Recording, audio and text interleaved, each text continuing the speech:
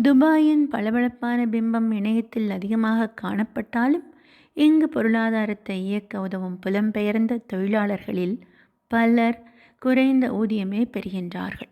அவர்கள் நகரத்தின் புறநகர் பகுதிகளில் பகிரப்பட்ட தங்குமிடங்கள் ஷேரிங் ஷெல்டர்ஸ் வசிக்கின்றார்கள். ஐக்கிய அரபு எமிரேட்ஸ் பணியாளர்களில் பெரும்பாலானோர் வெளிநாட்டினரே. நகரத்தின் வேகமாக விரிவடைந்து வரும் மக்கள் தொகையில் பாதிக்கும் மேலானவர்கள் தெற்கு ஆசியாவை சேர்ந்தவர்கள். இவர்கள் பெரும்பாலும் கட்டுமானம், தளவாடங்கள் மற்றும் விநியோக சேவைகளில் பணியாற்றுகிறார்கள்.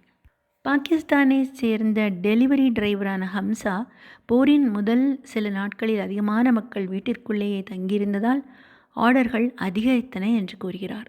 வெடிப்புச் சத்தங்களை கேட்கும்போதோ அல்லது சிதறிய பாகங்கள் விழுவதை பார்க்கும்போதோ ஒருவித பயம் ஏற்படுகிறது என்றும் அவர் கூறுகிறார். ஆனால் என்னால் வேலையை நிறுத்த முடியவில்லை. நாட்டில் உள்ள என்னுடைய குடும்பம் என்னை நம்பித்தான் இருக்கிறது. பயத்தின் காரணமாக வீட்டிலேயே தங்கியிருக்கும் சொகுசு வாழ்க்கை எனக்கு கிடையாது என்கிறார் ஹம்சா.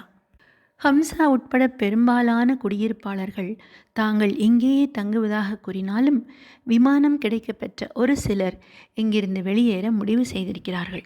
பெயர் குறிப்பிட விரும்பவில்லை. ஒரு விமான நிறுவன ஊழியர் ஆஸ்திரேலியாவின் மெல்போர்ன் நகரத்திற்கு திரும்பியதாக கூறினார்.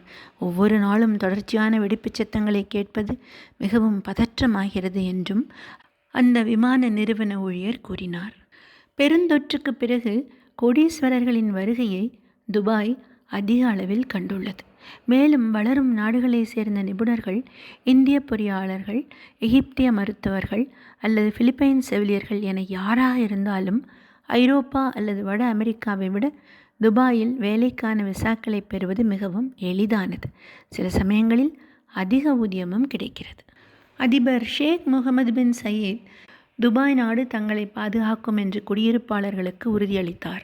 ஆனால் பாதுகாப்பிற்கு அச்சுறுத்தல் விளைவிப்பவர்களுக்கு ஐக்கிய அரபு எமிரேட்ஸ் எளிதான இரை அல்ல என்றும் எச்சரித்தார். தற்போதைக்கு துபாயில் உள்ள பெரும்பாலான குடியிருப்பாளர்கள் எச்சரிக்கையுடனும் அதே சமயம் நம்பிக்கையுடனும் இருக்கிறார்கள். துபாய் எப்போது விரைவாக மீண்டு வரும் என்கிறார் மாதத். மீண்டு எழும் திறன் என்பது ஐக்கிய அரபு எமிரேட்ஸின் DNA-விலேயே உள்ளது. பிபிசிக்காக கலெக்டிவ் நியூஸ் ரூம் வெளியீடு.